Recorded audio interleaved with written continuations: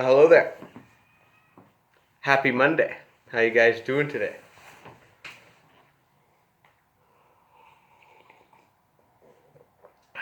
Week 7 into this thing. We're doing it. We're almost there. Oh, by the way, you guys know what time it is? It's story time. So get ready, get relaxed, get caffeinated, because here we go. On today's forecast, today's episode, we're going to talk about the art of giving advice. We all get to an age where we love to give other people advice, give younger people advice. You got to be very careful with that, because whatever advice you're giving to younger people, that advice first needs to be valuable. And also they need to value you as well. And be careful in giving your advice to other people when it's not asked of you to give advice. Sometimes when someone would want to give you advice,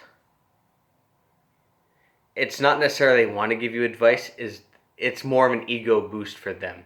They like the idea that they are someone that people go to for advice. So the advice they give may not be very genuine. It's just they love the idea that they can be someone that others can go to advice to. Be careful with that. You got to make sure that the person giving you advice is genuine. That if people are overeager to give you advice, then it's not genuine. You know it's an ego investment for them. And you're not going to get good advice from them, because they aren't really going to be listening to what you want. They just want to give the advice that they want to. It's just for them to make themselves feel good. And the advice they give isn't genuine. So how do you avoid that? Here's a good example. Remember Star Wars, Empire Strikes Back, when Luke had to go to Dagobah to continue his Jedi training with Master Yoda. Luke went to Yoda. Yoda didn't go to Luke. Right? It wasn't the master going to the apprentice. It was the apprentice going to the master for training, for advice on how to become a Jedi Knight. Right? When the student is ready, the master will appear. When the student is ready, the master does not force himself upon the student. Yoda never forced himself on to Luke. Luke went to find Yoda. And even at first, Yoda kind of seemed a little, maybe hesitant in a way to train Luke.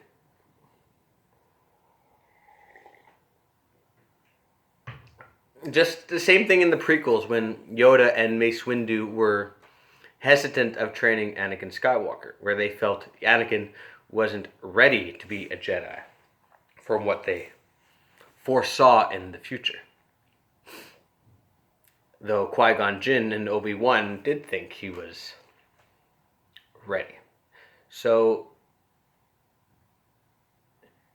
it all comes, you want to be able to vet your guru. You got to make sure the person, your mentor, the person that you're getting the advice from, generally wants to do it. Another Star Wars reference, when Rey went to find Luke, Luke didn't want to train Rey at first, did he? Nope. It wasn't Luke going to look for Rey. Rey went to go look for Luke. The student needs to go find the master. So the master is ready to mentor them and give them the right advice.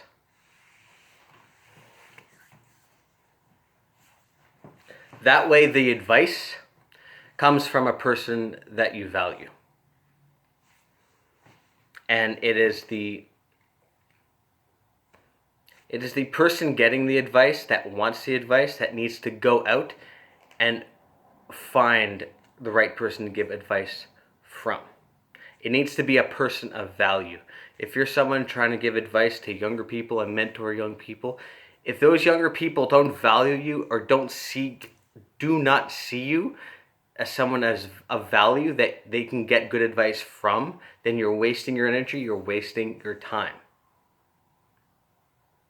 It's up to the student to decide who their master is and who they want their master to be. I'll give you an example. I work in a school, and I work with kids.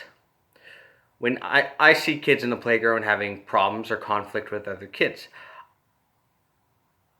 I don't go around running to different groups of kids trying to solve everybody's problem. I watch from afar. I stand in the background until they come to me to help solve their problem. I don't force myself upon them. I wait till I am summoned to them. They want the advice from me. I wait till they come and get me. I don't force it upon them. I allow the children, the younger people, to attempt to solve their problems on their own first. If it's a problem they cannot solve and they need advice from someone older, someone more wiser, then they would come to me to help solve their problem. But also, I'm not going out and solving their problem for them. I talk to them, get them to self-reflect on themselves, and then have them go and work out the problem on their own. You don't solve problems for them. You talk to them, you debrief about the situation, you get them to self-reflect, and then go out. But they gotta choose you. The apprentice needs to choose the master. The master doesn't get to force himself upon the apprentice. So you gotta stand in the background and watch from afar. If it's a time where they need you and they want to give you advice, if they want to get advice from you, they'll come to you when they are ready. But that's when you know when someone will watch from afar and wait. Wait till they go at their own pace until they're ready to come to you. That's when you know you have a good mentor, a good coach, a good master at your hand to help you, to give you the proper advice that you need. Always make sure that the advice that you ask for whomever you choose, whether it's a teacher, whether it's a friend, whether it's a parent, whether it's a family member, you need to value their opinion first. You need to value them. And the advice that you go and get, you need to ask for that. It's not given to you before you ask for it. Go ask for it first before it's given. That way you know it's genuine. On that note, guys, thank you for watching. Greatly appreciated. Smash the like button, please, and subscribe if this message was of value to you. And go enjoy the rest of this wonderful Monday evening. And I will see you all in another life. And make sure you wash your hands. Have a good one. Bye. It was great talking to you.